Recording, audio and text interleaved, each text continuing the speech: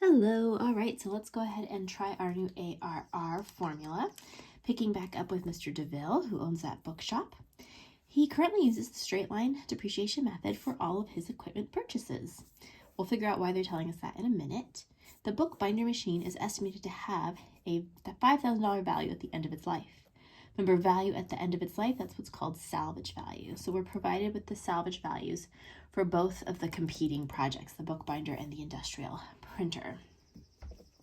So we're going to use this new information along with the original information from yesterday to calculate the accounting rate of return for both of these investments.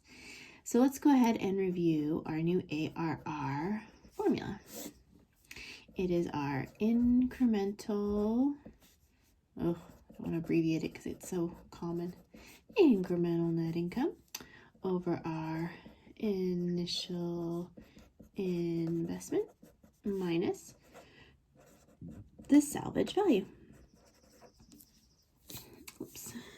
Okay, and we're going to solve that formula for both the bookbinder and the printer. All right, so let's go back to the previous page so we can find some of the information we need. So now if you go back to your original information on the previous page, we don't see net income anywhere. Okay, if you see, we're given cash flows, right? We're given cash flows for both of those projects. We're not given the accrual net income. So that's the first tricky part with this one, is some problems may not give you the accrual net income. They may instead give you cash flows. Why? Because you need cash flows for the payback period method and the other two methods we're going to learn that consider the time value of money. So this is the only method, ARR, where you don't need cash flows, you need accrual-based net income. So we don't have that piece of information here.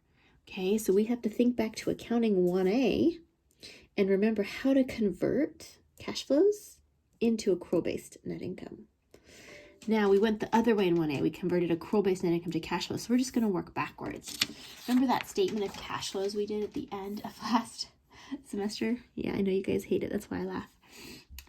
So first thing we have to do is solve for accrual-based net income. So that's our starting point. That's the first thing we're going to have to do. In some problems, it might be given, and that will be wonderful, and we will be so happy. Sometimes it won't be, so I want to show you that scenario so that if you see that, you know the steps to take.